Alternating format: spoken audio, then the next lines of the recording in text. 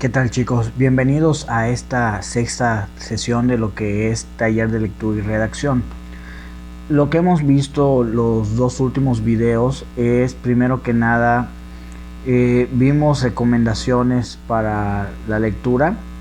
Vimos más que nada la importancia de la lectura. Les puse el contexto de qué es lo que pasa en México, que se nos complica a los mexicanos, ¿no? Posteriormente, en la sesión anterior, vimos lo que viene siendo las fases de la lectura, que en total son 3: prelectura, lectura y postlectura. El día de hoy vamos a ver otro tipo de estrategias. Vamos a ver estrategias referenciales y vamos a ver estrategias inferenciales. Y también vamos a comenzar a ver algunos tipos de texto. Entonces, seguimos en estrategias, pero el tema de hoy van a ser tipos de texto. Vamos a ver unos cuantos, sin embargo, más adelante vamos a ver muchos más. Digamos que vamos a ver los temas más generales. Los vamos a ver muy brevemente, pero más adelante nos vamos a encontrar con ellos nuevamente, tanto en taller de lectura y redacción 1 como en taller de lectura y redacción número 2. Y también cuando vean literatura el próximo año. Es solo un adelanto. Comienzo con la parte de estrategias referenciales. Ya saben, les voy leyendo, trato de leerlo a una velocidad entendible y posteriormente les explico con mis palabras o con palabras más cotidianas para que las puedan entender. Para entender cómo funciona el acto de leer, hay que tener presente que la naturaleza de la escritura es de carácter temporal. ¿Qué quiere decir? Va de un punto A a un punto B, y luego de un punto C, y luego de un punto a un punto D. Es decir, es lineal. Excepto en la literatura, en algunos casos pueden tener saltos en el tiempo, pero pues la mayoría de las lecturas va de punto A a punto B a punto C. Es lineal. Esto también quiere decir que no puede ser aprendida de golpe. Tenemos que aprendernos o entender el punto A para poder pasar al punto B, luego al punto C y así sucesivamente. Porque si no entendimos algo desde el punto A o desde el punto B, ir avanzando va a hacer que se nos vayan complicando las cosas. Les he puesto el ejemplo varias veces de que yo imparto historia. Digamos que quiero aprender de la Revolución, pero no puedo aprender de la Revolución si no vi primero el Porfiriato. Y no puedo ver qué pasó en el Porfiriato si no sé cómo llegó Porfirio Díaz al poder. Y así sucesivamente, ¿no? Es indispensable no saltarnos ningún punto, o más bien, aunque lo hayamos leído, si no lo hemos entendido, no podemos brincar a otro punto, porque es lineal. Si en algún punto nos perdemos, se genera una bolita de nieve. Va a hacer que sigamos incrementando este desconocimiento y más adelante va a ser difícil comprenderlo. No imposible, pero ¿para qué perder el tiempo si podemos entender algo desde el inicio y continuar? Ok.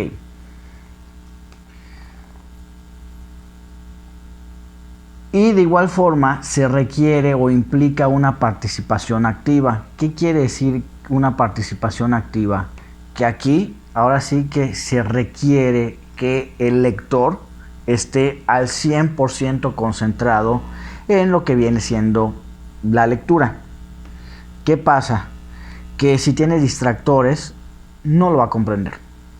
Si, no sé, estás leyendo un PDF en tu celular, pero te llega una notificación y vas inmediatamente a contestarla porque es el novio o la novia, no lo sé. O porque el simple hecho que te interesa más que la lectura.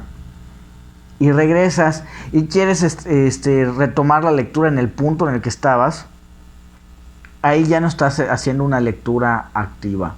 Entonces tenemos que estar concentrados al 100% en la lectura. Si no, difícilmente logramos entender el 100%. El punto de partida de toda lectura es el propósito u objetivo con el que el lector se acerca al texto. Esto facilita mucho el entendimiento, porque el texto nos podemos acercar a ellos ya sea para entretenernos, ya sea para informarnos o para estudiar.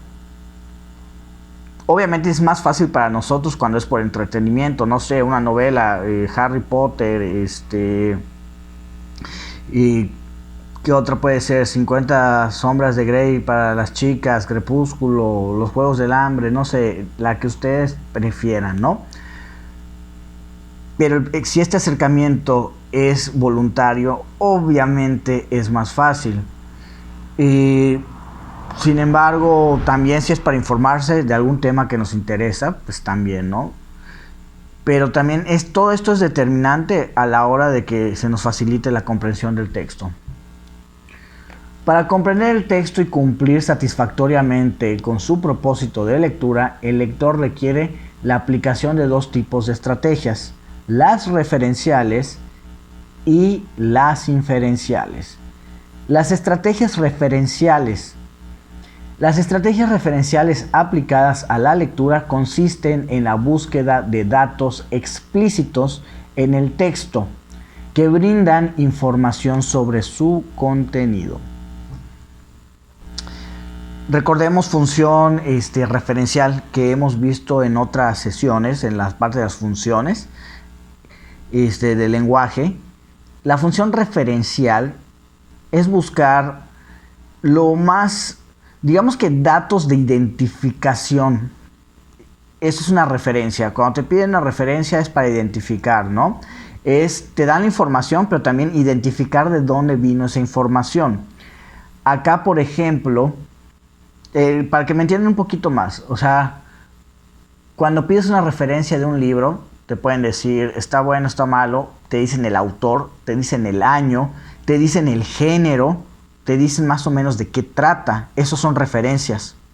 Te están dando cosas con que identificarlo, ya sea que lo conozcas o no lo conozcas. Pero ahorita va a quedar más claro. Hay que tener en cuenta que el proceso de interacción entre el lector y un texto inicia desde antes que la lectura propiamente dicha empiece. Es decir, antes de comenzar con una lectura, nosotros ya leímos el título, nosotros ya leímos el nombre del autor, ya leímos un resumen que puede venir en la parte de adelante del libro o en la parte de atrás. Si tiene un índice, también. Entonces, antes de leer, ya de lleno, ya tenemos un conocimiento. Y es que el título, los subtítulos, el índice, el nombre del autor, así como las ilustraciones o gráficas, digamos en la portada del libro hay imágenes, pues ya sabemos más o menos de qué trata el libro, o nos comenzamos a dar una idea. Si lo comenzamos a hojear y tiene gráficas o dibujos, eso también nos va dando una idea. Entre otros aspectos explícitos en el texto, despiertan en los lectores una serie de expectativas y suposiciones sobre su contenido, que no cesan de transformarse, desecharse o sustituirse por otras a medida que avanza la lectura. ¿Qué quiere decir esto? Cuando vemos la portada de un libro, el título, el nombre, nuestro cerebro es tan ingenioso que empieza a tratar de hacer predicciones de qué va a tratar, ¿no? Sin embargo, conforme vamos leyendo, estas predicciones pueden que no se estén cumpliendo y las vamos desechando y vamos haciendo otras. En el caso de los libros que son de literatura, que ya son novelas que adquirimos por gusto propio, pues imagínense, si se estuviesen cumpliendo nuestras predicciones, qué aburrido sería, ¿no? Tampoco es el caso. El autor tiene que sorprendernos. Algunas estrategias referenciales son leer el título del texto e identificar indicios que permitan reconocer el tema al que se refiere el tipo textual al que pertenece. El tipo textual, chicos, es el estilo o la temática. Cada autor tiene estilos diferentes. Por ejemplo, si hablamos de Stephen King, pues obviamente vamos a saber que su estilo es lo que viene siendo el terror, el thriller. Así como su intención comunicativa, ya sea informar, explicar o expresar emociones, motivar a la reflexión, etcétera, etcétera. Y por ejemplo, ustedes quizás están muy jóvenes, quizás lo han escuchado, quizás no. Por ejemplo, si les dicen, ¿has leído El amor en los tiempos de cólera? Pues quizás para alguien ya de mi edad, no, pero sé que es de Gabriel García Márquez. Ya es una referencia. Aunque no hayas leído el libro, ubicas al autor porque es un autor de renombre. O quizás has leído algún libro de él, una tarea de prepa o por propio gusto, pero pues reconoces, ¿no? Y dices, el amor en tiempos de cólera, ¿cuál será el tema? El amor, te lo están diciendo en el título. El tipo de texto, pues ya conoces a Gabriel García Márquez, sabes que es literatura. Intención comunicativa, producir experiencias estéticas y de imaginación. Es entretenimiento y comenzar a imaginarnos toda una realidad en lo que viene siendo pues nuestro cerebro. Por ejemplo, vámonos a otro lado, un tipo de texto científico. El título, algunos efectos de la energía en el medio ambiente. ¿Cuál es el tema? Ahí ya nos lo están diciendo, ya tenemos noción de qué va a tratar. Puede ser de energías renovables o de cuidar el medio ambiente, nos lo están diciendo. Tipo de texto, pues por el título podemos concluir que es científico. Si los textos científicos, ¿cuál es su intención comunicativa? Informar. Incluso puede ser, si la plática es muy profunda, puede ser reflexionar, porque estamos hablando del medio ambiente, nos puede hacer reflexionar acerca de que debemos cuidar el medio ambiente. Ahora bien, también el hecho de poner atención en el nombre del autor y buscar el mínimo de información sobre puede darnos un punto de referencia muy importante. Por ejemplo, Gabriel García Márquez tiene otros libros de renombre, 100 años de soledad, por ejemplo, que es una de sus obras más vendidas. Y pues si te gustó una de sus obras y ya sabes su nombre, pues es posible que termines queriendo leer o comprar algo más. Pero también la historia del autor, el contexto en el que escribió el libro, muchas veces nos los puede hacer más atractivo. Creo que he mencionado este ejemplo un par de veces. Hay un libro que a mí me encanta, se llama La rebelión en la granja, es de George Orwell. Iba a decir Orson Scott Card, pero es otro autor. De George Orwell. Este libro, si tú lo lees, trata de unos animalitos que se rebelaron en contra de un humano y comenzaron a administrar una granja. Si tú lo lees y no sabes nada del autor, no sabes nada del contexto histórico, es un libro que vas a disfrutar. Pero conociendo lo que vivió el autor y lo que se vivió durante esa época, tiene más sentido el libro. En realidad es una crítica a la Unión Soviética, de cómo llegó un dictador al poder y cada animal es un personaje histórico. Entonces, ya después, me encantó ese libro y ya cuando vi otros de este autor, pues lo compré sin pensarlo. ¿Por qué? Porque ya lo conocía, ya conocía todo su contexto histórico y la forma en la que escribe. Y al final, cada vez que me preguntan, oye, ¿qué libro? Lo termino recomendando. También puede pasar lo siguiente. ¿Por qué es importante poner la atención al autor? A mí, que me encanta la historia, soy profesor de historia. Y hay veces que tengo que leer de historia para mis clases, obviamente. Hay cosas que ya me las sé, hay otras que no. De repente sale nueva información, eso también surge. Pero ¿qué pasa?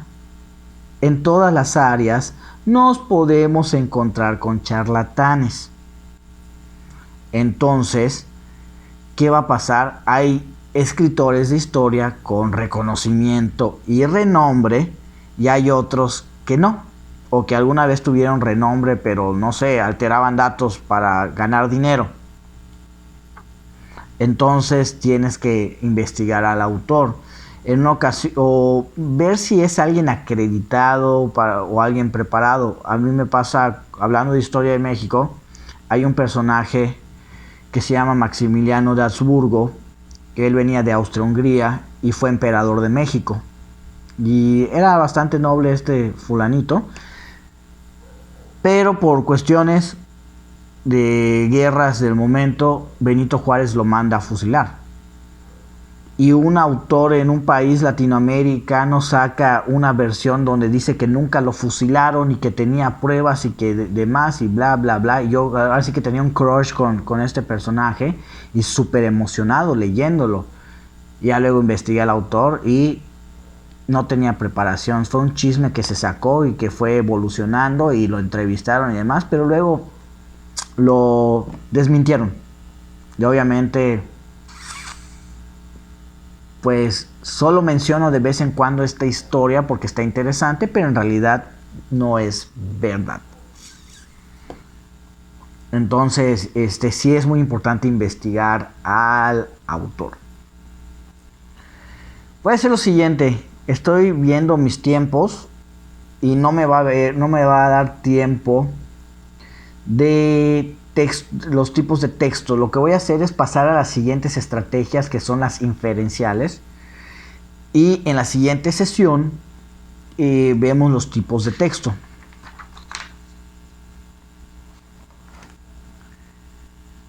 Estrategias inferenciales. Voy a aplicar lo mismo, de que voy a estar leyendo y les voy a ir explicando con palabras más cotidianas para que ustedes puedan entender. Estrategias inferenciales. En cualquier tipo de texto siempre hay aspectos que no se dicen explícitamente, sino que quedan implícitos. No recuerdo si expliqué esto la sesión pasada o no. Hay información explícita y hay información implícita. La información explícita es la que a simple vista la vas a encontrar, la vas a poder entender, la vas a poder identificar, señalas y listo. Si yo te pregunto, te marco un cuestionario y estando en historia, y te pregunto, ¿cuál es la fecha del grito de independencia de México? Agarras tu libro y allá va a estar escrito tal cual. El 16 de septiembre de 1810. Está ahí, está textual. Eso es explícito. En cambio, cuando hablamos de algo implícito, son de mensajes ocultos que, si tienes una buena comprensión lectora o sabes el contexto, lo vas a poder entender. Por ejemplo, este libro, La rebelión en la granja, en ningún momento te dice, este cerdito que son los líderes en este libro, es Joseph Stalin. En ningún momento te dicen, este cerdito representa a la prensa que manipula, este animal representa al pueblo, el humano representa a la dinastía Romanov que sacaron. En ningún momento te lo dicen. Pero yo, como sé de historia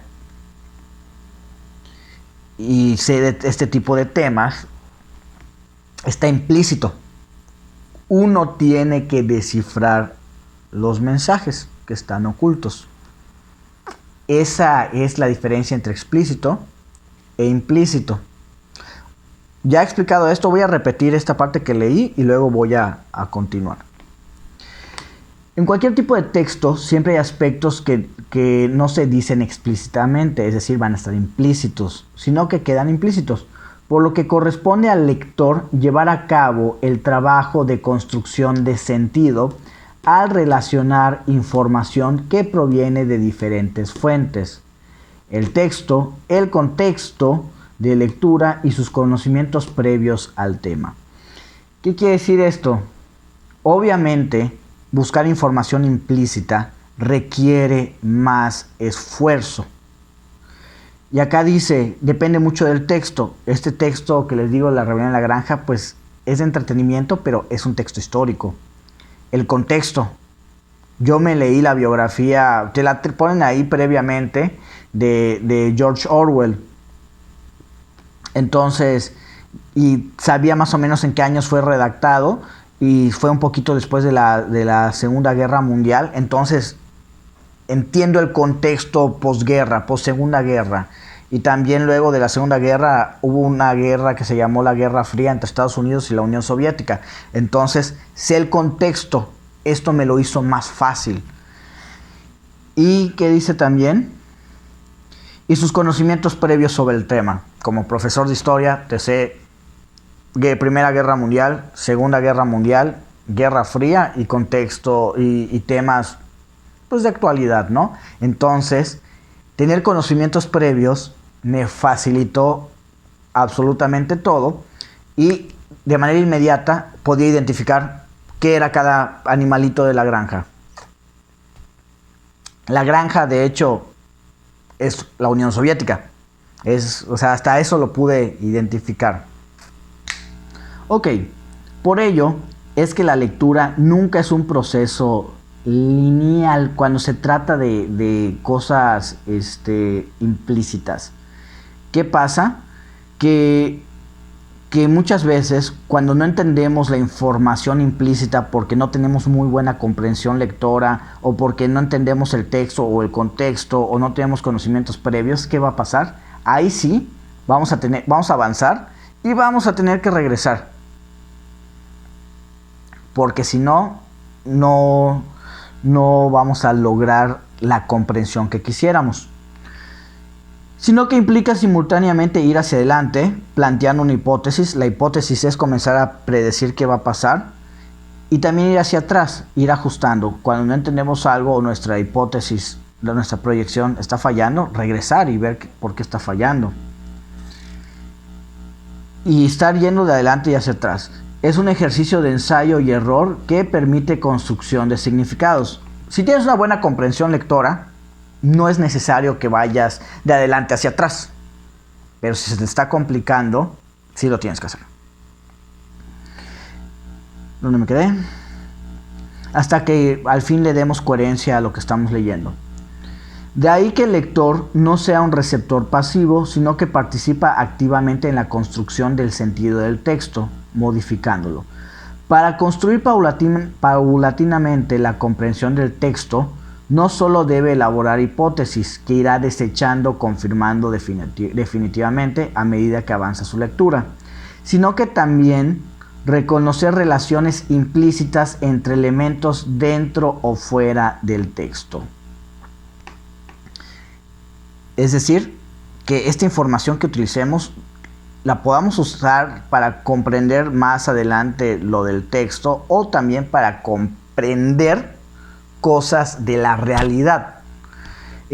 Por ejemplo, sí sabía de la Unión Soviética cuando leía este libro, pero no sabía cómo manipulaban al pueblo, cómo los hacían caer redonditos en todas sus mentiras. Entonces, ya que tenía una comprensión previa, ya entendí cómo es la manipulación a través de los medios. Y yo, por ejemplo, estudié mercadotecnia política después de leer este libro. Entonces, en un tema nos toca hablar de redes sociales, de periódicos, de radio y demás. Y yo, de lo que leí en el libro, ya entendía más o menos cómo funcionaba la manipulación de las personas a través de los medios de comunicación masiva. Entonces, también lo que vemos en un libro lo podemos utilizar en la realidad. Es parte de la comprensión, parte de las estrategias inferenciales.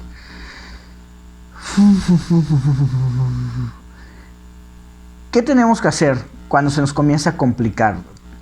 Ya les había comentado esto, buscar el significado. Si no entendemos una palabra, buscar el significado. Sin embargo, puede pasar lo siguiente. Hay algunos libros, sobre todo de literatura, que el autor inventa la palabra. Por ejemplo, J.K. Rowling, la palabra mogul. Ella la inventó. ¿Qué va a pasar? Obviamente, si el libro era nuevo en esa época y tú la googleabas, no iba a aparecer en el diccionario. ¿Qué puede pasar? Que más adelante te lo defina el autor, o que incluso siguiendo leyendo, el contexto va a hacer que entiendas ese significado. Pero el caso es que no avances demasiado hasta no entender un concepto o una palabra. Si no, pues ya de cajón tenemos que utilizar lo que viene siendo el diccionario. Puede que no entendamos una frase completa o un enunciado. ¿Por qué puede pasar esto? Porque hay coloquialismos, hay palabras o frases que solo se utilizan en ciertos lugares.